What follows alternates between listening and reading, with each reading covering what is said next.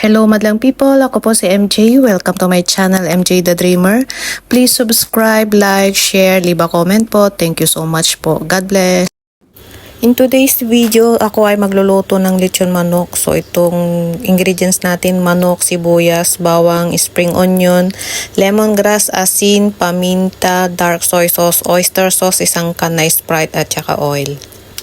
Hiniwa ko po yung isang buong sibuyas. Kung gusto nyo pong i-dice kagaya ng ginawa ko, kung gusto nyo pong gawin yung ginawa ko, okay po. Pero kung ayaw nyo, depende sa inyo kung ano pong gusto nyong gawin sa sibuyas. Basta ang ginawa ko, chinap ko po. Ilagay ang manok sa isang malalim na bowl, tapos idagdag ang sibuyas na na-chop, tapos isunod na chop is yung bawang, ganun din yung spring onion at saka yung lemongrass.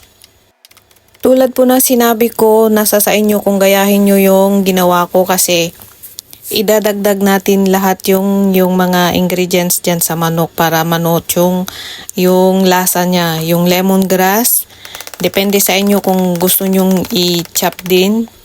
Bago ko chinap, pinitpit ko muna para mas madaling hiwain yung lemongrass.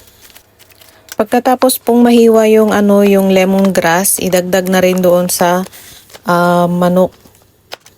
Pagkatapos pong mahiwa ang sibuyas, bawang, lemongrass, spring onion, ihalo sa manok. Ngayon idagdag na rin yung asin, paminta, light sauce, dark soy sauce, oyster sauce, konting mantika at saka yung Sprite. Tapos paghalo-haloin na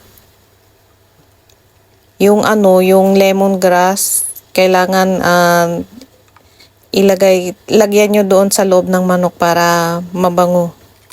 Manuot yung lasa ng lemongrass sa loob ng manok. Tapos, takpan ng cling wrap. I-marinate yung manok ng 1 hour to 2 hours bago magluto. Tapos, ilipat siya sa baking tray. Ilagay pati yung sauce niya. Tapos, i-bake natin ng 1 hour. After 30 minutes, tanggalin yung aluminum foil para mag-brown. Tapos yung sauce ng manok, yun yung gagawin nating gravy. Magtunaw tayo ng starch, tapos haluin hanggang maging malapot. Yan yung gagawin nating gravy ng manok. Pwede nyong ihalo sa manok or gawing pagsawsawan ng manok. Pero ang ginawa ko, inilagay ko, after ko mahiwa yung manok, nilagay ko sa ibabaw ng manok yung gravy.